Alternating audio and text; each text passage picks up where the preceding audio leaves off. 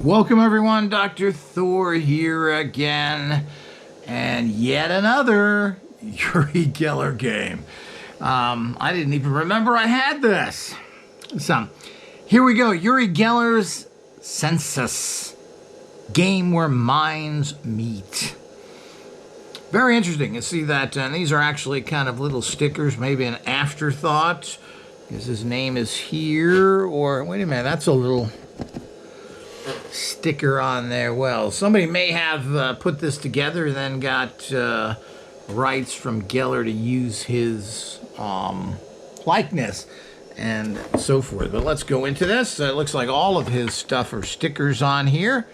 And it's usually Geller. These are SENSUS for 1 to 8 players, ages 8 to adult. Let's see what it has in the back here, the sides.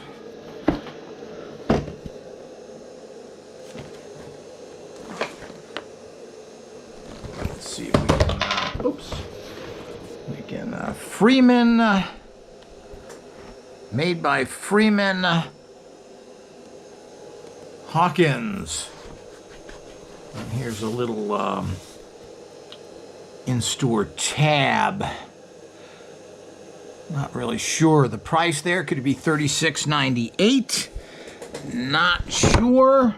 And of course, this goes back many, many years as well. So let's, here's the actually back of the box. Again, here's a little sticker on. It's almost like this game was made, and then, as I said, it was kind of an afterthought to give it, because it's a little bit extreme without having some sort of person's consensus on it. Have you experienced deja vu, had a hunch, or felt the prickling of a sixth sense, warning you of danger?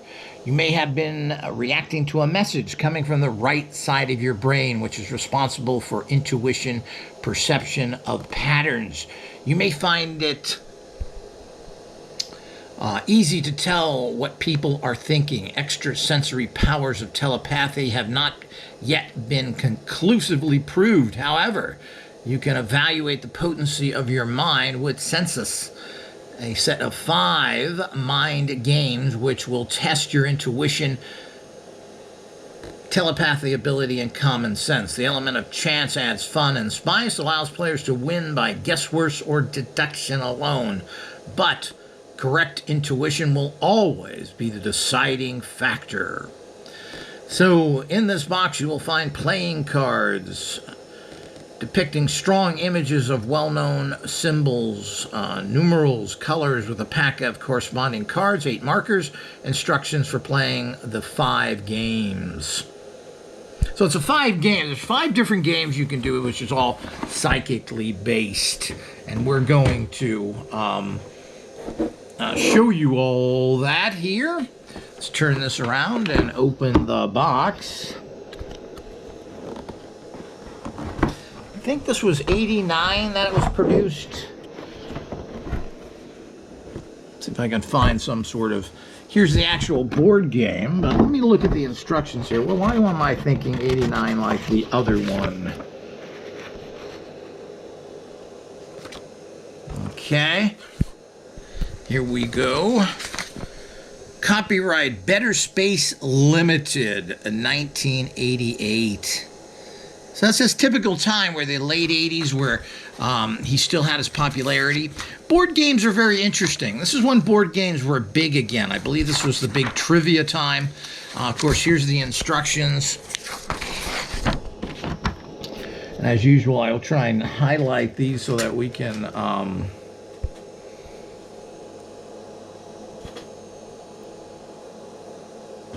get a good lighting here.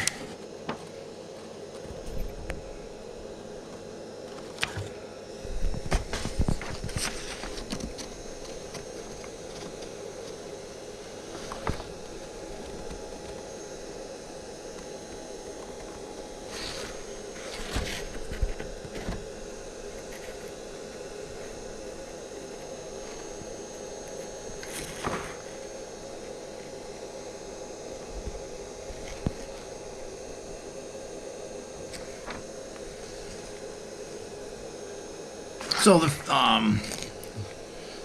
here as best we can. As I said, for those fanatics that may want to read a little bit by stopping the screen.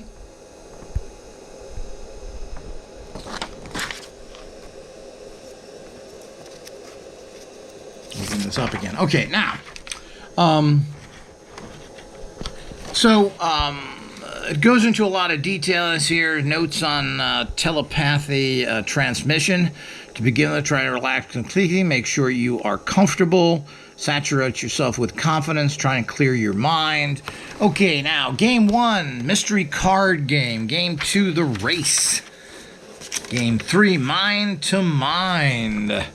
There's a gambling type game in here as well.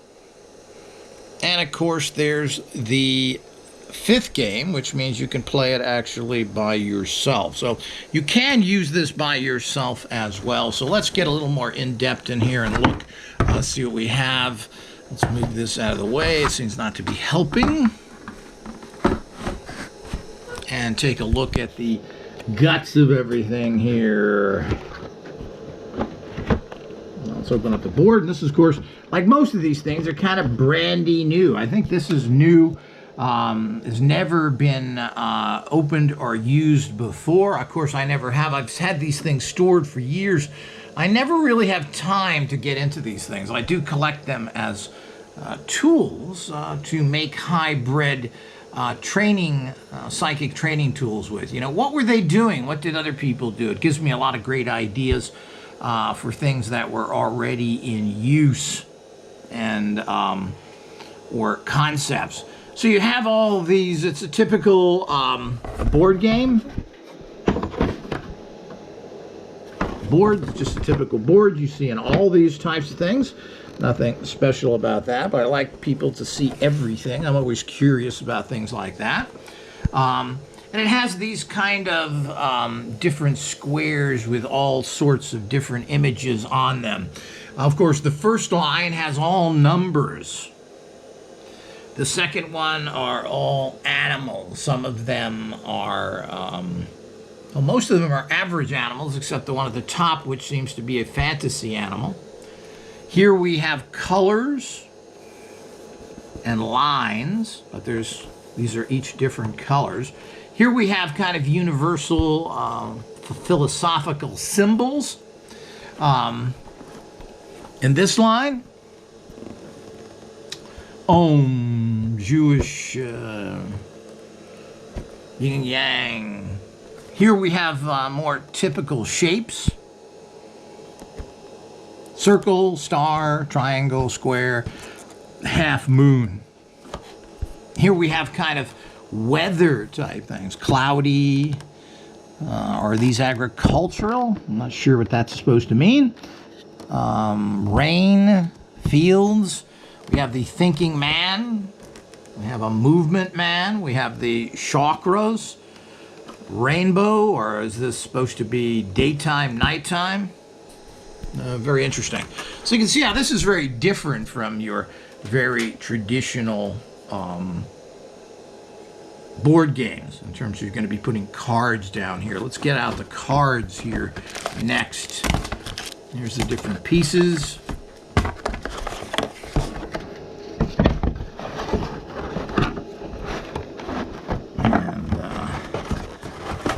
Is there anything else underneath there? No. So they give you everything you need, including a pencil that came sharpened. It says Iku, emu. Czechoslovakia on the pencil. Is that weird? And, of course, this is probably, it doesn't say, but, well, the instructions and everything else, apparently it's most likely a British company. Again, Uri Geller is very big in Britain. He lives there. There's still a lot of attention in Europe to him. You get these different tokens. You have the smaller tokens. These are a size of what would be approximately American dimes. And these are approximately would be American quarters, these little plastic tokens.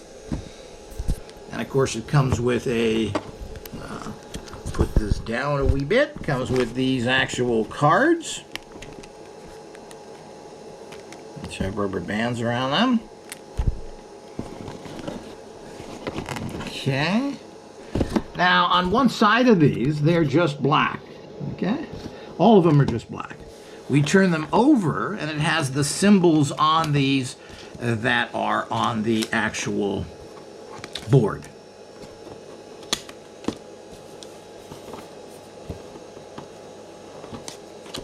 So I'm assuming that's some sort of psychic matching game, etc. So you have these typical tokens which you're going to use. You have smaller tokens, and you have cards that match up what's on here. An example here, here's this card. And of course, here's the same thing on the board.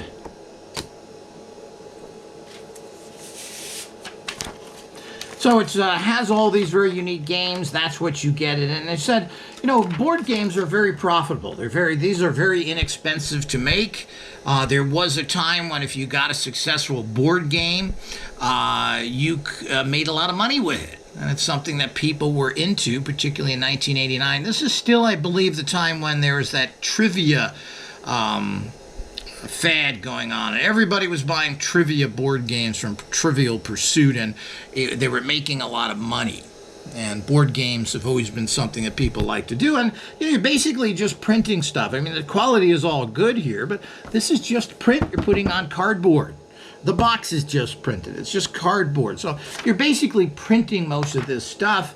Obviously, these are just standard little plastic tokens that cost pennies that go with it. So all of that is means that there can be a lot of actual profit in these things and fun. You know, people used to do things together.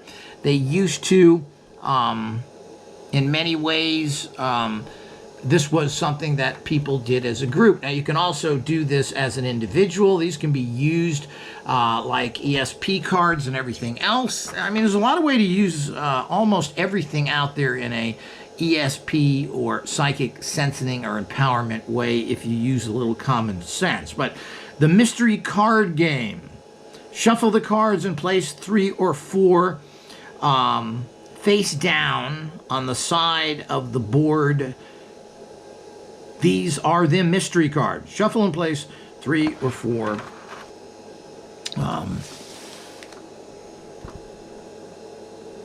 face down. So you would take some cards here and face down. So this is a psychic thing. It says place 3 or 4. So you push them over here and over here face down. So you don't really know what they are.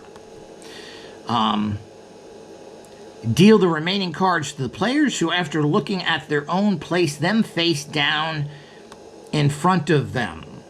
So you get cards, then you place them in front.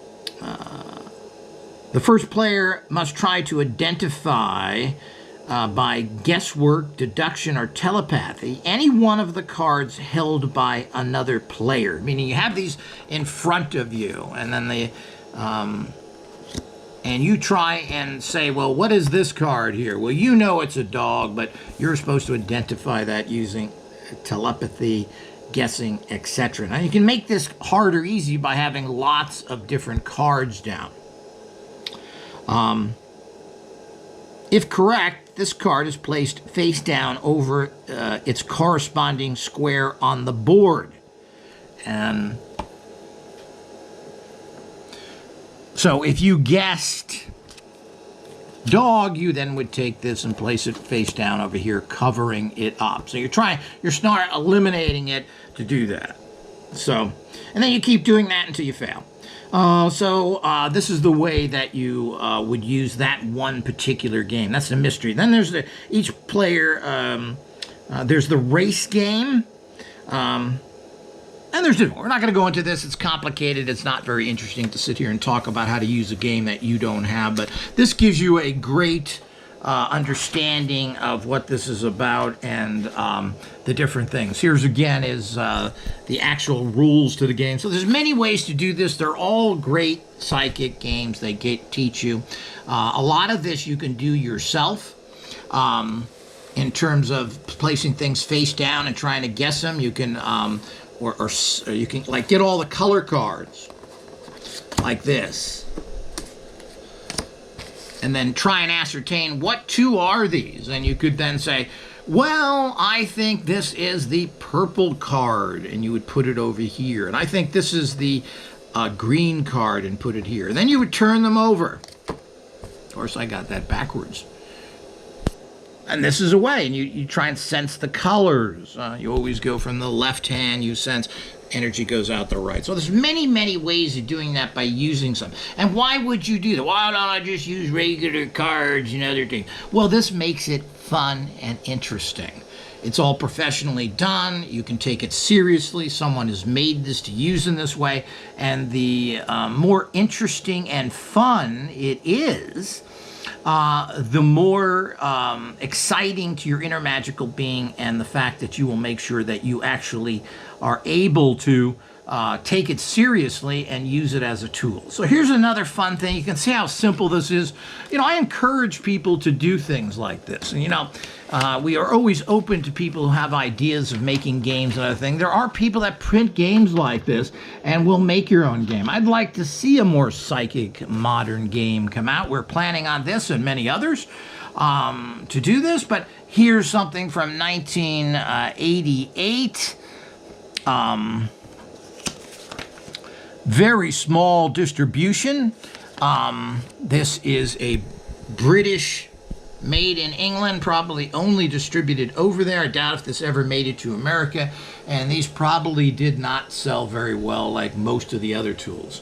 You know, Uri Geller was so popular that Matchbox, a British company at that time, I think Hasbro owns them now, made the different games I've already posted up there. And there's another one I'm going to post, which is so cool that it is mind-blowing.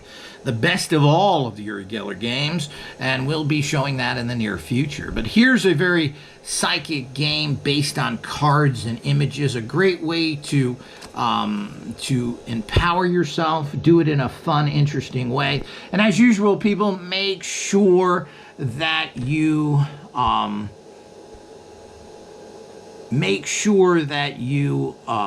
like and subscribe to this channel.